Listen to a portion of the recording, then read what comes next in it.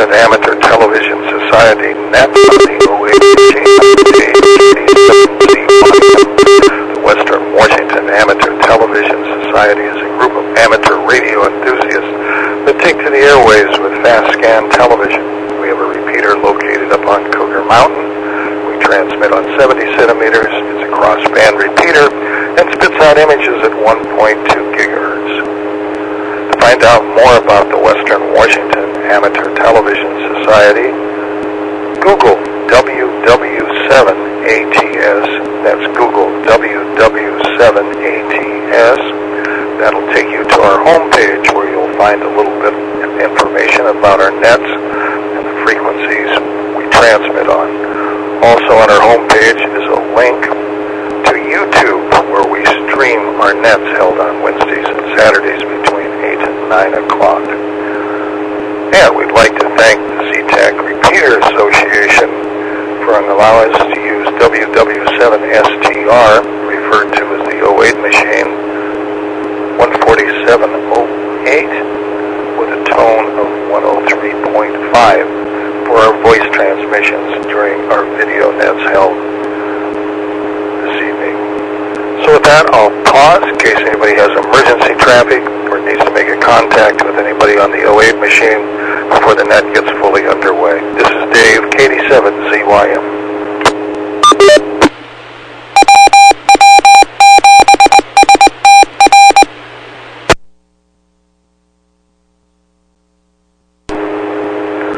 Hearing none, again, this is the Western Washington Amateur Television Society net on the 08 machine.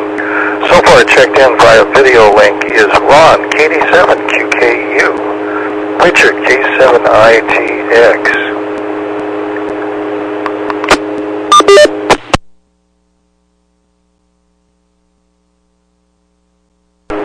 Jim, N7QO, James, WU7N, and myself, Dave, KD7ZYM. Is there anybody else that would like to check into the net this evening?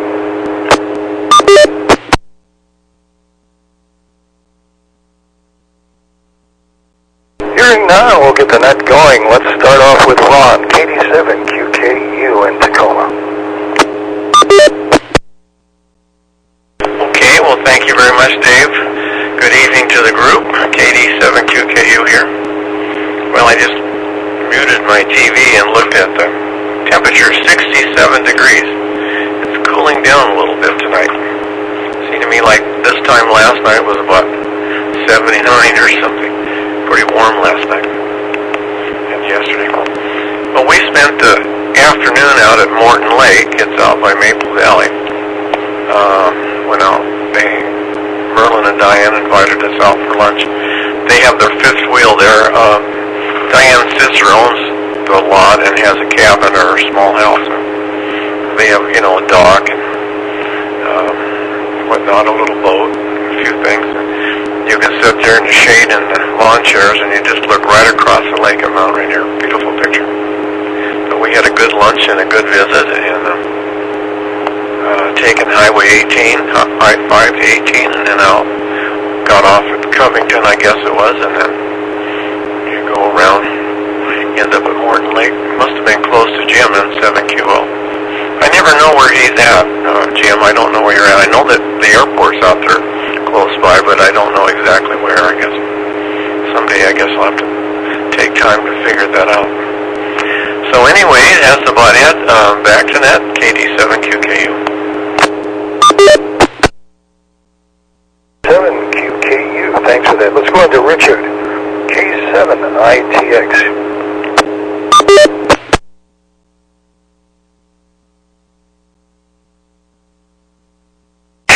I guess everyone can hear me okay. That I get a nod or a thumbs up from anybody. Okay, great. Thank you very much. Back from our race in Shelton, I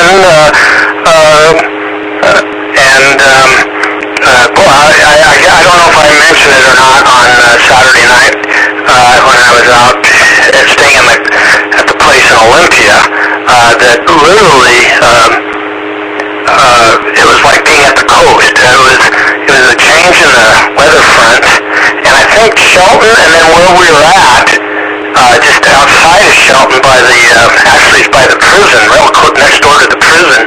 You're right on the southern edge of the Olympic mountain range, and I think there's a wind tunnel effect, especially if there's any kind of change in the low or high pressure, and onshore, I'm not sure which it is, whatever it is when it's blowing like heck off the ocean, and the wind was cold. It was sunny. Saturday was a beautiful sunny day, but the wind was ferocious right outside of Shelton there, like I say, by the mountains. And so even though, I had sunscreen on, but that doesn't help you against the wind, and boy, I was just exhausted, by the time we did the net Saturday night. However, we did, of course, I mentioned we won now, the race on Saturday. Now, there is a little bit of embellishment there because embellishment from the standpoint when I say we got first in our class. Now, so we didn't get first overall. That's always a tremendous victory if you can get first overall and beat the cars that are supposed to be you. So I'll let you know how that went on Sunday. With that, KD7ZYM, K7ITX, back to net control. 7ITX, thanks for that. Let's see if Jim's with us tonight. N7QO. Thank you, Dave. Good evening, everyone. I won't be sending pictures tonight, but I see everyone on the 1.2 gigahertz downlink. For me, it's a little bit weaker than usual, but I have everyone in color, and the stream looks good as well. Ron, Lake Morton. Yeah, I don't know exactly where that is, but I know I've flown over it a few times before. I know it's close to me. Never really pay a whole lot of attention to what's going on the ground there. Sounds like it's a little cooler down in Tacoma. I've got 77 here at the house now. I don't know. I was in Tacoma earlier in the day, as a matter of fact, and kind of warmed down there. The thermometer in the car showed 93 degrees, but that may just be because the car was parked on the concrete for a little while. I don't know, Dick, back from the races. Well, to me, first in class still counts. I'll give you a definite win on that. Oh, and I see Lee checking in now as well. Good evening, sir. Let's see. I guess that's it. KD7ZYM and 7QO. 7QO, WW7ATS.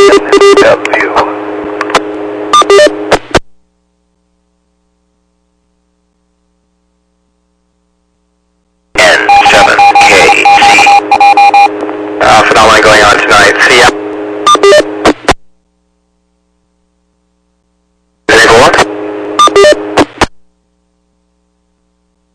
Okay, that's a WW7N. Not sure what happened there.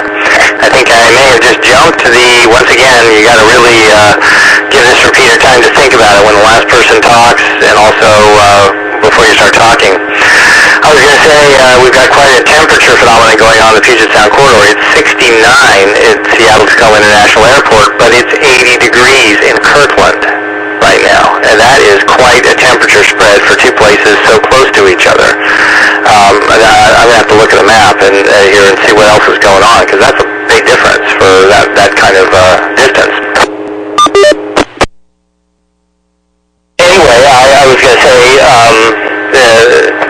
Ron just left, but it sounds like a beautiful view of Mount Rainier over a lake, a great way to spend time.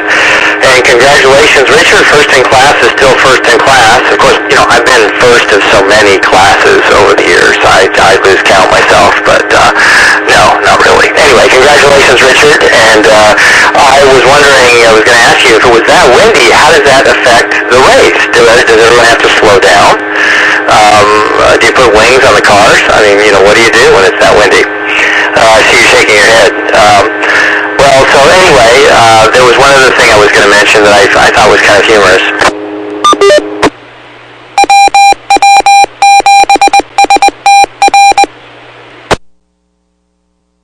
Last time, I think, Richard, you brought up yellow journalism of the last century.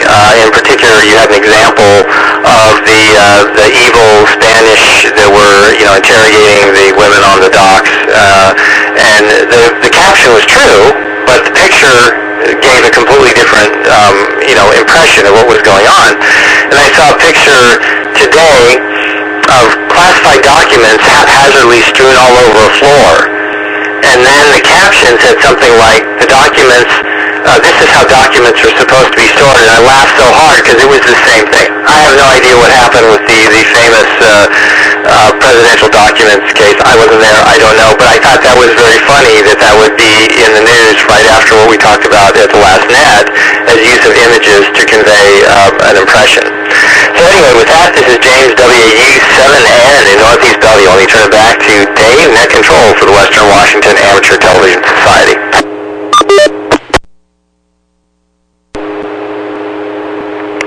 WU7N, thanks for that. And for ID, this is the Western Washington Amateur Television Society Net. I'm Dave, KD7CYM. And congratulations to Ron, who has ordered a lot more cat food, and maybe a double order of cat food. And for Richard coming in first, I think that's always good.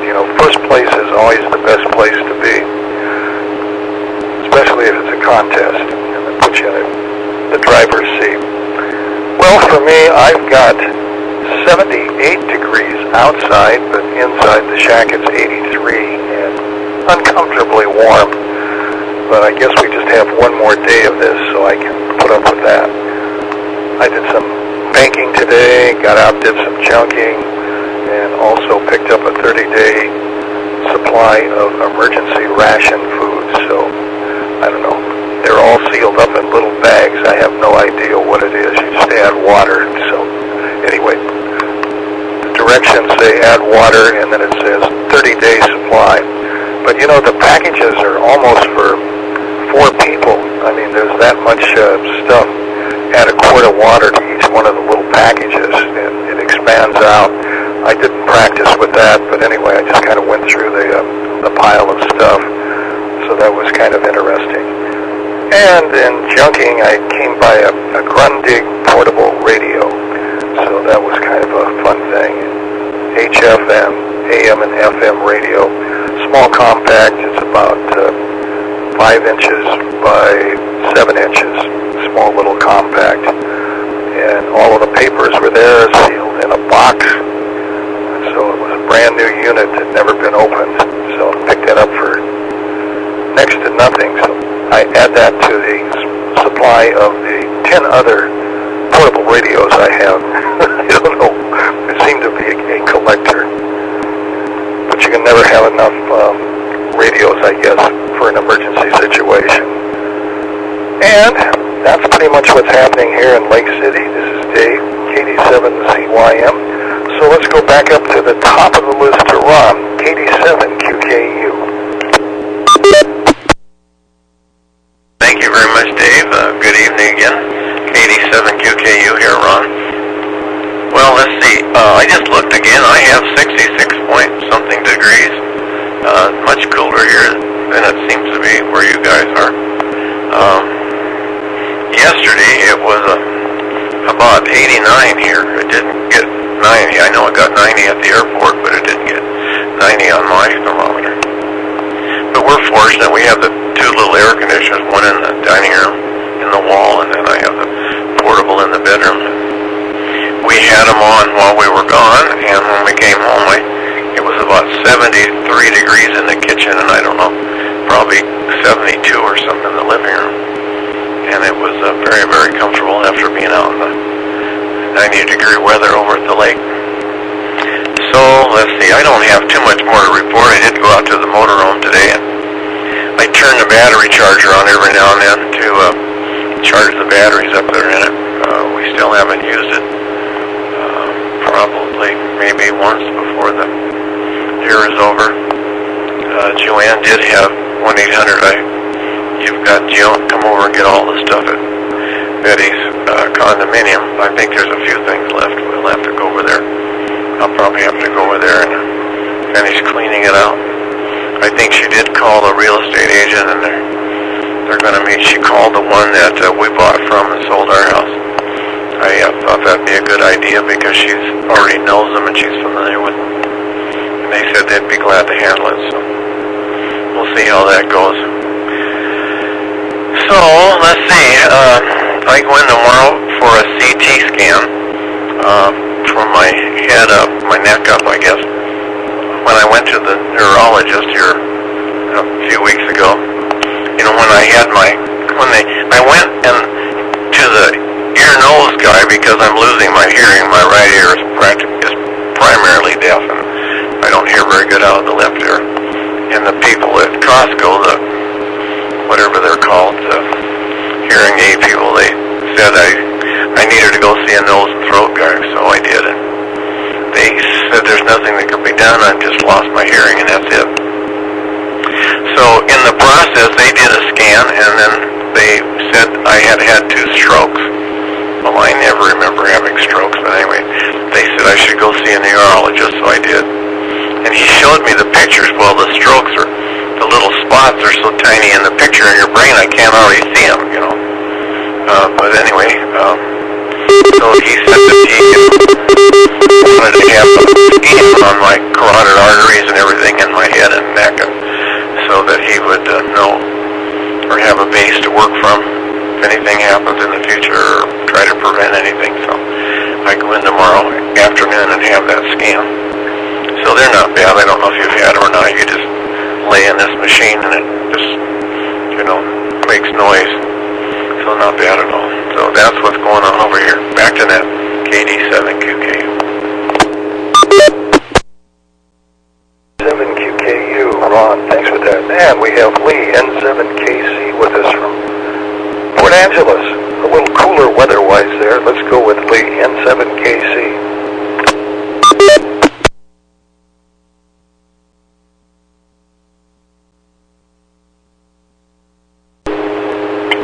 Okay, this is N7KC, Lee in Port Angeles. Good evening, fellas. And Jim over in Covington. I don't see you, but I hear you. Well, we're, let's see, 64.9 actually. Make it 65. And it was a really, really nice day. My work on the old shed continues. Making pretty good progress. I had to go to swim today. I actually became the owner of a Nye Viking tuner. I left it in the truck tonight, but anyway, there was a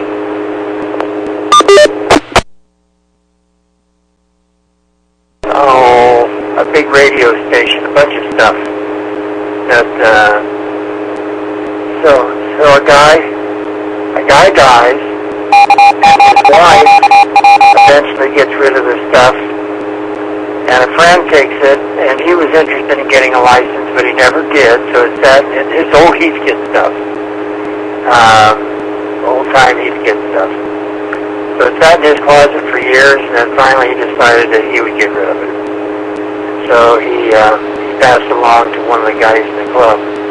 And they wanted it to go as a complete station, but nobody would take it, so they decided to part it out. And I told them if they did, I would take that Nye Viking tuner. And so it was available today over at Squim. So we went over and we doubled up. We went to Home Depot to get another gallon of house paint. So forth and so forth. And Dave, by golly, grunting, not bad. You do really well. But let's see, and you got 8 or 9 others sitting on the shelf. Just a few years, Dave, until it gets cycled through an apple box again. Off to someplace else. Somebody else will say, oh my gosh, what a nice radio. Anyway, I don't have anything else. N7KC, Lee in Port Angeles. Good, Dave.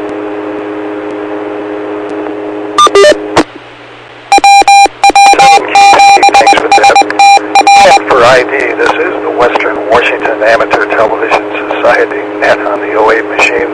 I'm Dave, KD7ZYM. The ID out of the way, is there anybody else that'd like to check into the net this evening?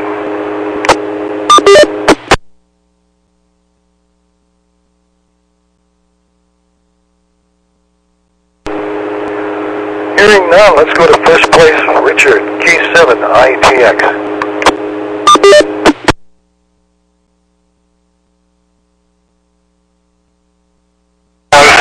The temperature is playing weird games. It seems like it's cooler the closer to the water you get, because I'm 73, just jumped down to 72, and it sounds like Jim in Covington a little bit further inland with about 5 degrees hotter, and then 5 degrees hotter than that was James, who is out in Bellevue. So yeah, it's pretty weird.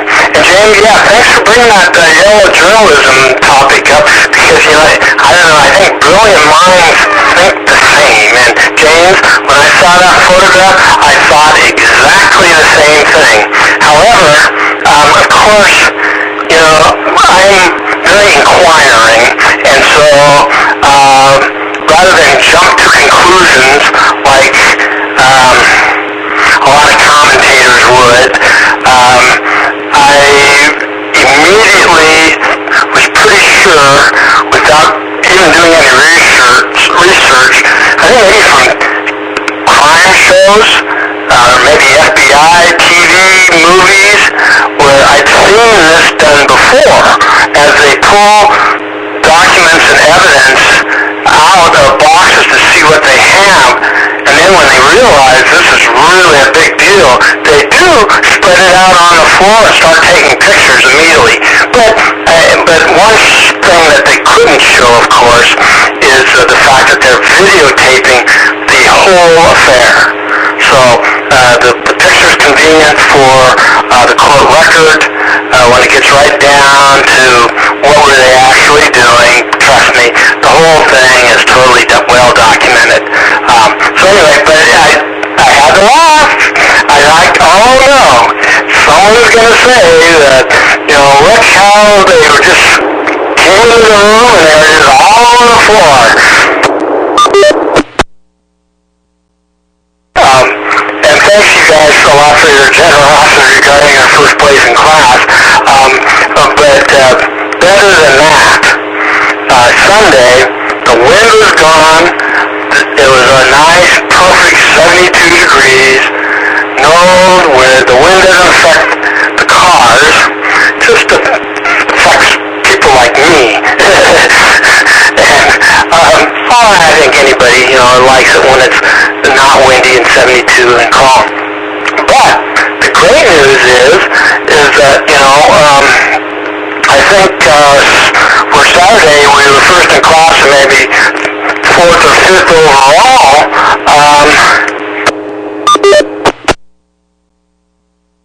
You started coming to pre-grid to get lined up in their proper spots for the last race of the day. I think our spot was supposed to be, we were supposed to be third. First place was an RX-7 that was much lighter than us and much more powerful than us. So he was in a class above us, and then there was a Porsche 944, same front engine style as us, but his car just looked twice as big as ours, and his engine, he just was bigger.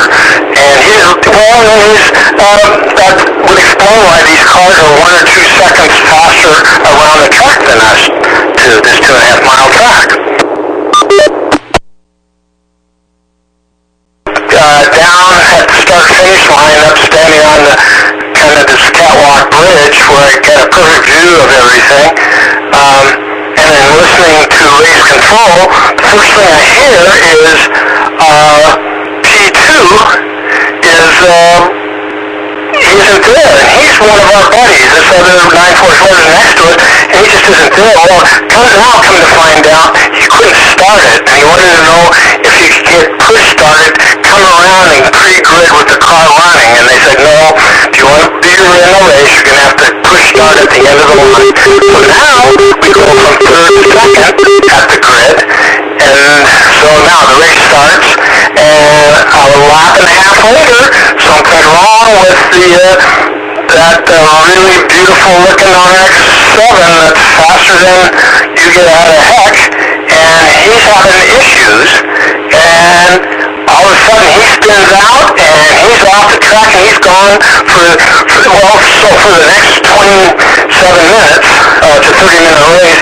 We just held our breath, got as far ahead as we could, and just toyed with our buddy who came in second behind us. But so first place overall, unbelievable. It was really made for the finish. You know, first overall, it just feels like you won the race. It really does, especially when cars are, you know, BMWs and others that are so much, and plus, cool when everybody wants to try to find your garage area and come and talk to you.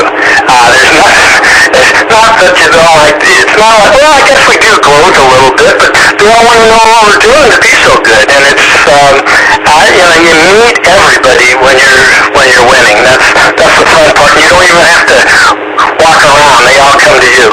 K7ATS, back to net control. K7ATS. Let's go to Covington to Jim, N7QO.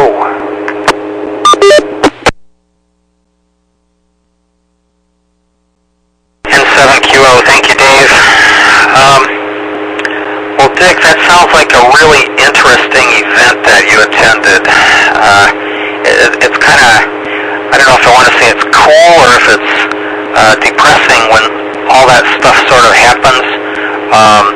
I guess maybe the operative word would be exciting. Interesting maybe doesn't quite go far enough. But anyway, glad you had a good time, and congratulations on the win there. And Dick, yes, I have observed as well. It seems like the closer to the water today, for some strange reason, everyone seems to be cooler. Maybe that means it will, well, I don't know if it's cooler already. Never mind that. Let's see here. Ron, good luck on your CAT scan tomorrow. Hope that goes okay. Dave, Grundig Radio, sounds like a good find. I'd like more information on emergency rations, though. Were they MREs? Well, no, not if you have to add a quart of water. Just curious, get them from Costco or what?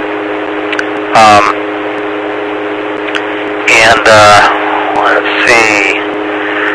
Progress on the shed, Viking tuner.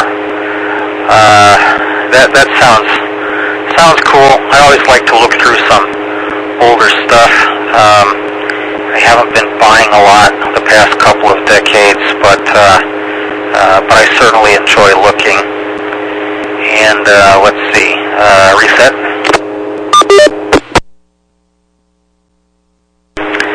And we were talking about the Artemis rocket.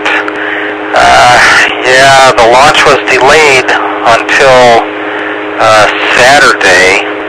I think Saturday is probably a tentative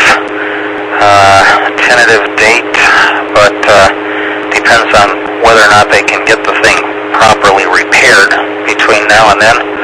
But they've got some time to work on it anyway, so we'll keep our fingers crossed.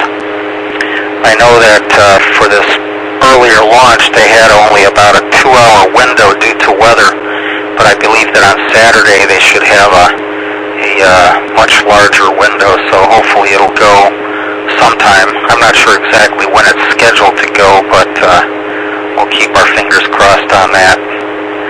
K7ZYM and 7QO. 7QO, and we'll get a quick ID here again. This is the Western Washington Amateur Television Society net on the 08 machine. I'm Dave, KD7CYM. Let's go on to Bellevue to James, WU7N.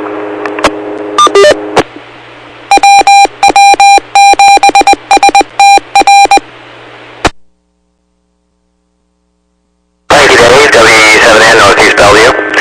Well, Dave, that sounds like you found a find there. That's an excellent quality radio. Glad can't go wrong with that one. Lee, when you get that thing out of the truck, we'll want to see a picture of it, of course. I'm curious to know, though, you said they were going to sell the entire station or wanted to sell it as a station, but you just got the tuner unit, and I'm just curious to know why you just got the tuner unit. Why not get the transmitter and the receiver and get the entire package? I'm just curious. There's probably a good reason for that. Food. Yeah, the famous food buckets. I have one that's 11 years old, and I've said to several people, now that COVID's over, I've got to cook it all and have an outdoor taste test for everybody in the neighborhood to see if it's any good after 10 years of being dehydrated in a bucket. Because nobody knows. That's one thing about these food buckets. I recall that there were some kind of biscuits when they cut into a wall in Dallas. They found an old 1950s era fallout shelter, and they found biscuits in there that were supposed to keep people alive when they were in the fallout shelter. Word on whether they were actually edible or not. There's one guy on YouTube that eats things frighteningly old on his YouTube videos.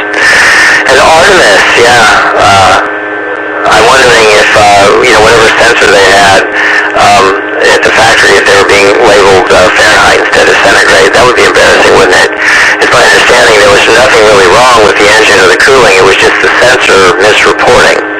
So it'll be interesting to see what the final report is on that.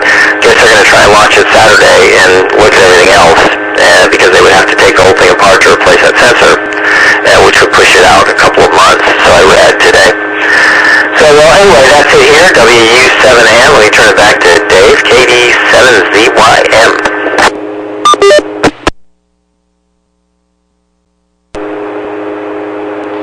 Thanks for that, James. This is Dave, KD7ZYM in Lake City. Checking out temperature-wise here, it's still 78 degrees outside. Certainly a warm evening, but the nice thing is it does chill down a little bit by 6 o'clock in the morning. So that's pretty good.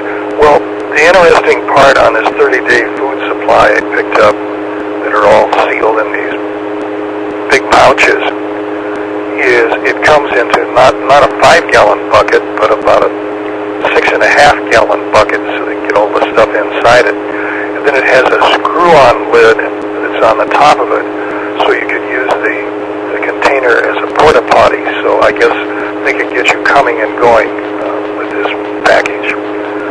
So that was kind of an interesting sales pitch, I guess. But you got to put all this stuff somewhere else. You're going to use it for the bits of exercise, you might say. So that's about it. This is Dave, KD7ZYM in Lake City, and I don't have any secret documents anywhere around. So anyway, everything's been turned over. Let's move up to Ron, KD7QKU. QKU. Well, I don't know, Dave. When the FBI makes a raid, they'll probably bring their own in so they can find them there. Who knows? Throw them on the floor. So anyway, last time I looked, just a minute ago, I was at 65.6 degrees and falling. It's definitely cooler over here, you guys. And Richard, that was a good win, and it's always fun to hear you kind of do a recap on the race. But I was wondering if that VW Rabbit, has that VW Rabbit ever showed up again? He's nodding up and down, so maybe there's a story there. I'm interested in that rabbit. And I have 2 of those buckets that you have freezer-dried food in the pouches in. They were supposed to be good for 25 years. I think I've probably had them about 5 years. They're out in the garage on the shelf. So, I think the food lasts a long time. I think it'll be good. We used to use it was called pilot bread, I believe. It was a round biscuit. You could get it in quite a few places. And we'd take it backpacking with us. Didn't have much flavor, but you could put peanut butter and jelly on it or put some cheese, you know. Some of that squeezed cheese and stuff didn't require refrigeration because it was, you know, really wasn't cheese, but it had cheese flavor. So you could sit around and drink pilot bread and, drink pilot bread, eat pilot bread with squeezed cheese on it, and we always brought some Kool-Aid, and if there was some snow around, well, you could have the snow cones, you know, that was always good. So, yeah, freezer-dried ice cream was about as bad as it could get. I don't know if you guys have ever had freezer-dried ice cream, but we tried that a few times. It was awful. So, anyway, what else is going on? Not too much. It's always fun to hear what everybody else has to say. I just don't have much myself. So, I guess with that, I'll turn it back. KD7ZYM in the group, KD7QK. KD7QKU, Ron, thanks for that. Let's go on to Lee in 7KC in Port Angeles.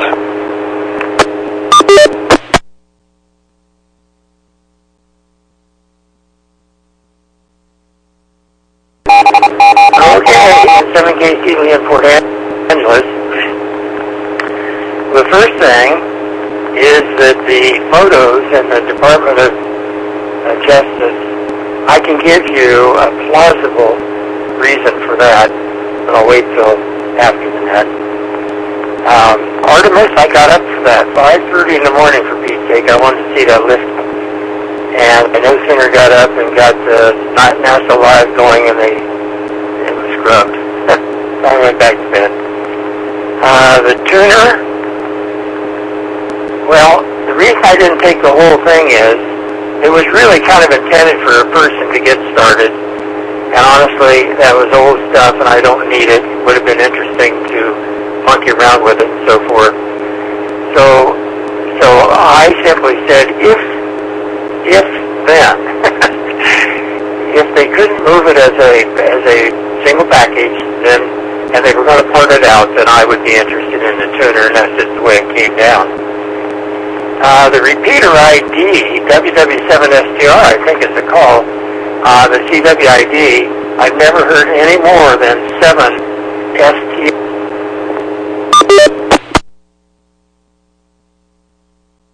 I don't know what's happened to the first couple of letters there. Now the W7WWI/Rs comes through intact. Hear the whole thing. And vacuum packing. Turns out that well, I guess some of you probably know, I've got lots of heavy-duty vacuum pumps here. You know, they're micron roughing pumps, that sort of thing. They're really mechanical pumps, and then I've got oil diffusion as well. But anyway, so we went and bought some of those bulk peanuts that you can get like at the Co-op or something like that, you know, the salted nuts. And I put them in large glass jars, canning jars that had glass lids and the rubber gasket that goes between them. And the first thing I learned was that you have to grease that gasket with silicone grease. You'll never get those apart without damaging the gasket. So what I did was, I did several jars of those, and we put them in we had a big cache of food in the truck in case you had to run, you know. Had one in the car, one in the truck. Paula was really into this. Well, I let these things pump down to fairly well, and I just ran out of time. I'm going to tell it anyway. Maybe I'll reset. Okay, we'll see if that did the job. Anyway, so we forgot about them in the truck, and when we were moving over here, I was going through the stuff that I have just stored in the back, and sure enough, here's these containers of peanuts. Well, they've been in there for probably 10 years. So the question was, are they any good?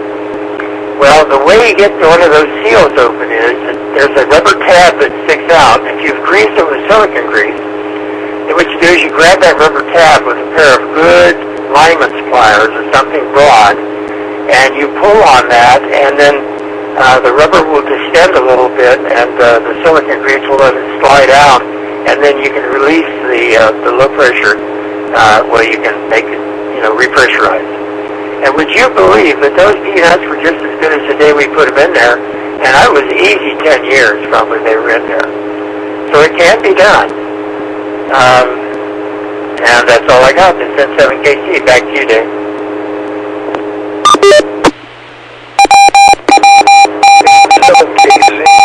It's ID time again. This is the Western Washington Amateur Television Society net on the 08 machine. I'm Dave, KD7CYM. So with that out of the way, let's go to Richard, K7ITX in Kent.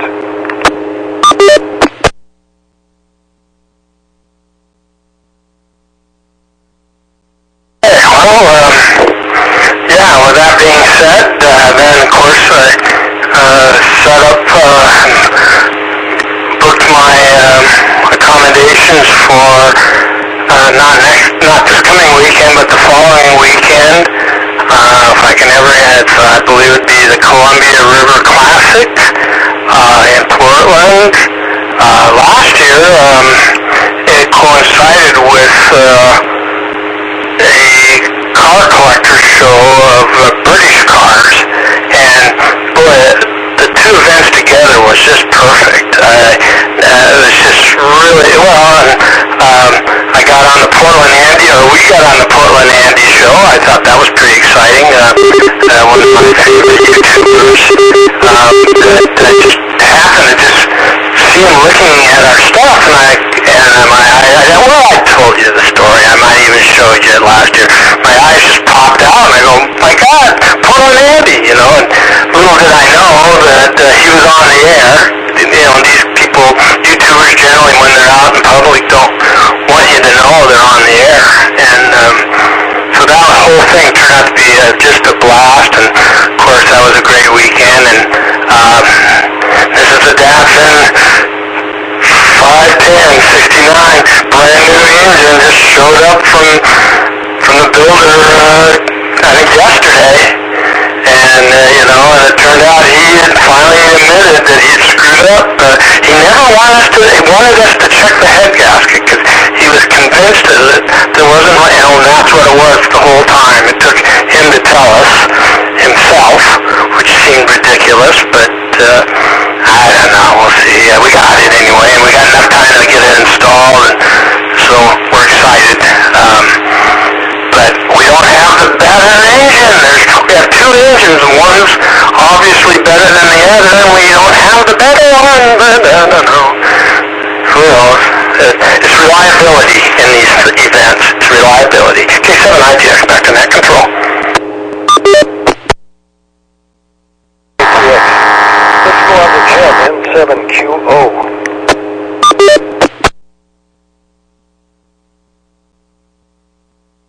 There was a double there briefly, whoever that was. Can you come back? Ron, I said I didn't think Richard told us about the rabbit.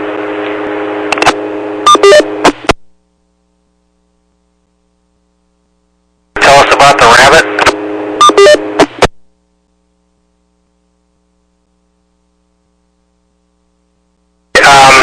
One thing I'll say about the rabbit, it depends on the driver.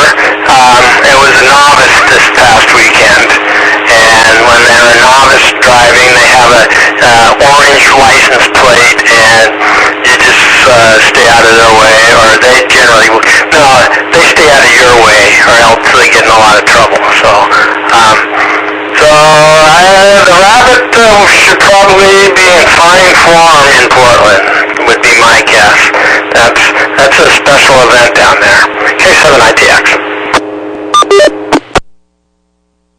ITX, thanks for that. Let's go back to Jim, N7QO.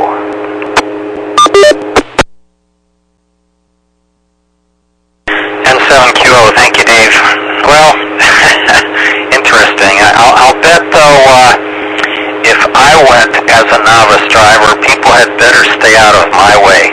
Otherwise, their car might get kind of banged up a little bit, don't know. But then on the other hand, there wouldn't be any car owner foolish enough to allow me to drive their car anyway, so I guess there must be some sort of approved course which must be completed in order to do that, I would think. But I don't know, maybe not. Well, thanks for that, Dick, and thanks for reminding us, Ron. I was curious about that myself. Okay, I'll throw a question out to the group. It seems to me that all of you seem to be at least a little bit familiar with emergency rations. I actually used some when I was into backpacking in the 70s, and yeah, I do in fact have some stuff around here somewhere from back then. I'm not going to try it, but thinking about it, maybe I will have a cookout and set it outside and see if the rodents eat it. And if the rodents don't eat it, I think I won't eat it either. Just my thought, anyway. Let's see. Oh, anyway, back to the question I wanted to pose to the group. My wife has this problem. She was diagnosed with celiac disease just within the past few years, in her 60s, and so she has to eat gluten-free.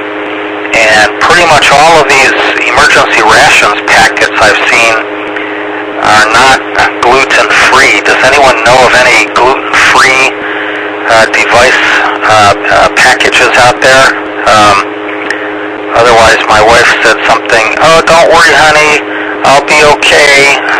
I'll just eat you after you die." So I'm not sure if that means she's going to help me along or what. Anyway, I'm expressing some concern there. Does anyone know of any gluten-free emergency food rations? Back to you, Dave, and 7QO. 7QO. Let's go to James, WU7N.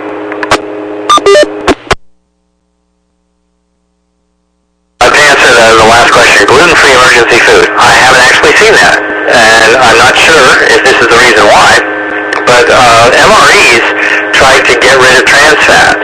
I know that was one of the things they tried to do, and they were successful, and it dropped the shelf life immensely. Because, I mean, if you think about it, how long can a tub of Crisco sit unrefrigerated on your kitchen shelf? Forever, practically. Eventually it goes rancid. But, so when they took out the trans fats and put in, healthy fats in the Sopaca MREs, it did drop the shelf life. The only thing I could suggest is you could go to Amazon and Walmart and type in emergency food gluten-free or gluten-free emergency food and see what comes back. But my suspicion is it's going to be hard to find for the same reason. Because that gluten is something that I don't think rots or goes bad. And so I think that you're going to probably find that in a lot of that kind of food. The other fun thing to type in on the Walmart or Amazon line is space food. SPACE space FOOD. I don't know if you guys remember space food sticks. That was a Apollo era thing. I think I was 10 years old, and I begged my mom to buy these space food sticks. Oh my goodness, they were awful. The peanut butter ones were almost semi-edible because they had so much peanut butter in them. But they were these super processed little tubes of food in little aluminum elongated pouches, kind of like a beef jerky stick or something, only it was something completely different in there. And nobody else in the family could eat them, but I managed to choke them down.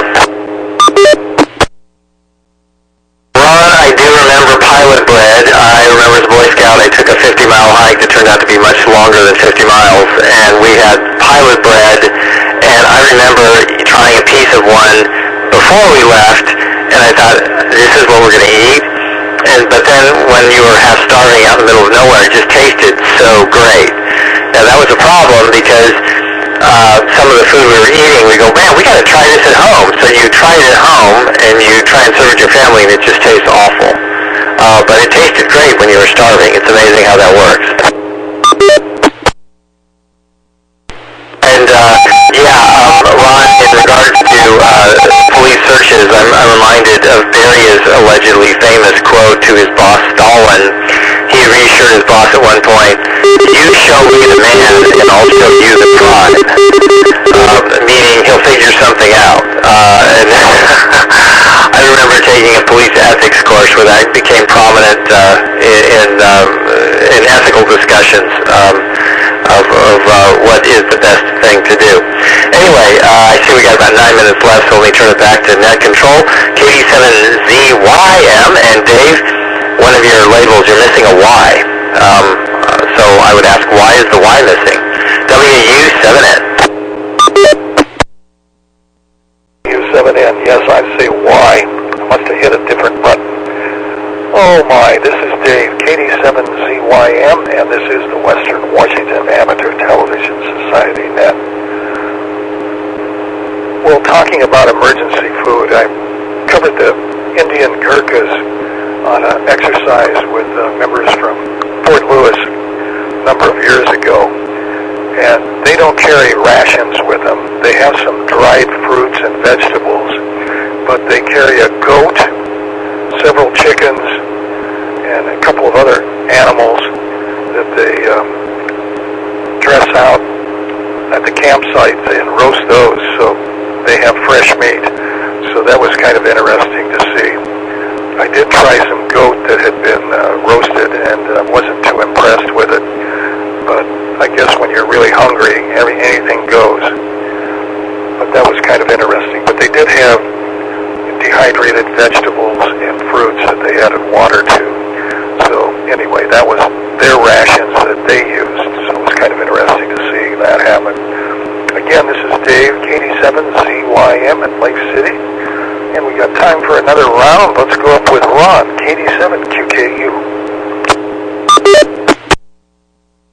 Back to me again, KD7QKU. Okay. Yeah, you could go backpacking, and you could, the guy, he has, what does he have? He has two goats. One's a rooster and one's, I forget the other one's name. But anyway, he backpacked with them. And I guess if you got hungry enough, you could roast a goat. Oh man, I don't know if you guys have seen those on YouTube, but golly, Peaches, I think, Rooster and Peaches, I think, are the two goats' names. If you want to see some fun ham radio, look up on YouTube. Rooster and Peaches, I think it is, and the guy, he goes mountain topping all over, and those goats carry his equipment, and they follow him every place. So anyway, I think James is looking right now. So, what else is going on? Darren, I just don't know much is going on. I just didn't do anything. We went over to the lake. I can tell you what Merlin was going to do. He's a year older than I am, and he was telling me that, it's going to the bathroom, getting to be, you got to go every hour or so. So he has Model A's. He has a Model A sedan, a Model A pickup, and a Model A roadster pickup. And then he has a 65 Mustang. He has a bunch of cars. Well, he has a Model A, it's a 30, I think, 30 or 31 Model A pickup, and it has hydraulic brakes. He's changed his steering gearbox on it and everything, so it steers good. He has an overdrive in it, so, it gets out on the road, it'll cruise, 55, 60 miles an hour. And he has a later model tires. He doesn't have the skinny tires. He probably has, what were they, 670, 15 or something on it. So, it's pretty nice. And then, on the back of it, he has a kind of a canopy. He has a wraparound cover, It's a dark green and black pickup, and he has a black cover. It has a roof, and then of course it has the curtains that you pull around on it. So it's a nice little outfit. So anyway, there's coming up right away in the next week or so. There's a rally for Model A's in Spokane, and so they're going to go. And so this is the first time I've ever had to kind of worry about where I'm going to stop and go pee. But anyway, he was kind of concerned. It might be a long ways between stops, and they go in a group, kind of like a parade. They just kind of all go together and have lunch together, and they really enjoy it. But Merlin was saying, he said this might be some of the last trips in that little pickup. He drove it all the way to Colorado, and he maybe even drove it all the way to Texas and back once. It really drives nice. But he hadn't driven it for a while, and he was a little bit concerned about that too. But anyway, I don't think they've had one of these things since COVID. That's been almost 2 years. So anyway, he was worried about it. I said, well, you know, you could always get a porta potty and put it in the back of the little pickup. And gee, he was, I think, seriously considering that. So he could pull off the side of the road and he could use the porta potty. So anyway, and he was saying that his wife's getting the same way. About an hour and they have to find a bathroom. So that's what happens when they get old, I guess. So back to Nick, KD7QKU. KD7QKU. Let's go to Port Angeles to Lee, N7KC.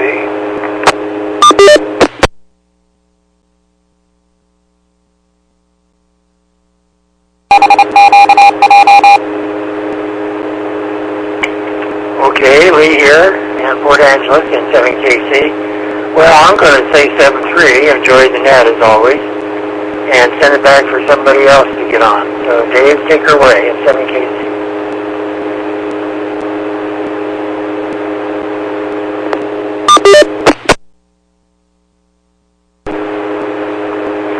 N7KC, thanks for that joining anyway tonight.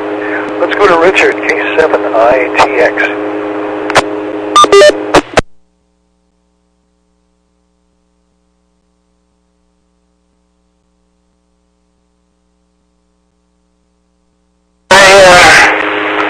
And just pretty much that's been my excitement. I already covered that.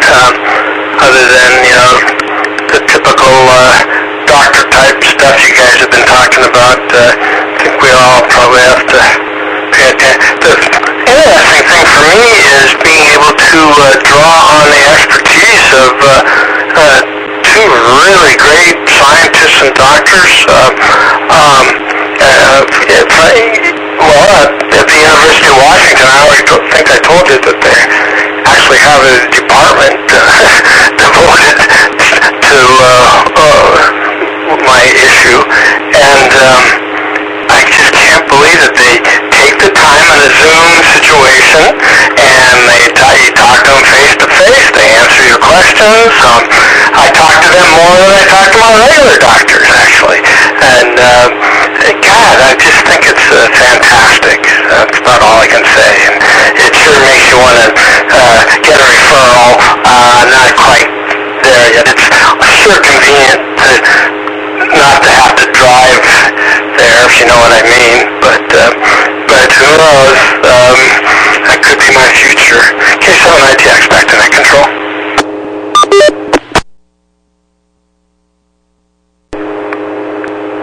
K7ITX. Let's go to Jim, N7QO.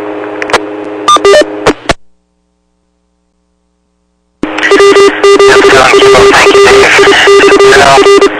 Could be your future. Hang in there. Good luck, Dick. Well, let's see. I don't know. Yeah, some of the backpack type food doesn't particularly taste good.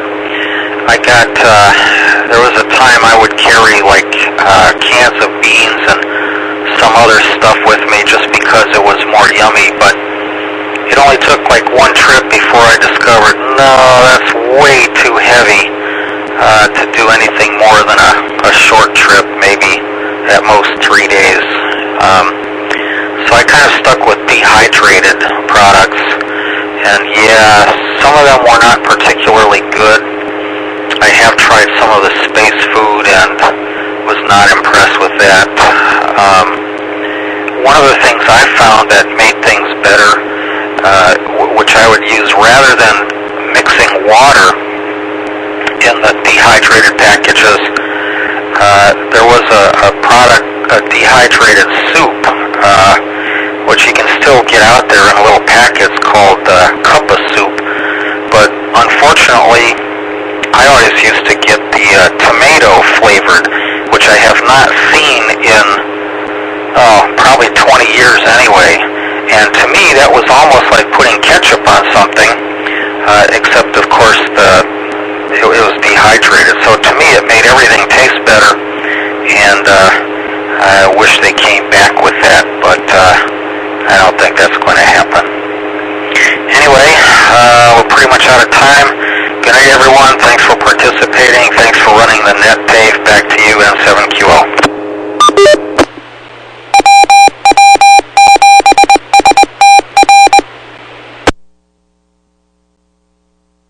N7QO, and it's time to wrap up the net. This is the Western Washington Amateur Television Society net. We'd like to thank the owners and operators of SeaTac Repeater Association for allowing us to use WW7STR repeater for our voice transmissions held on Wednesdays and Saturdays between 8 and 9 o'clock. So on behalf of the Western Washington Amateur Television Society, this is Dave, KD7CYM, signing off the net. Good evening all.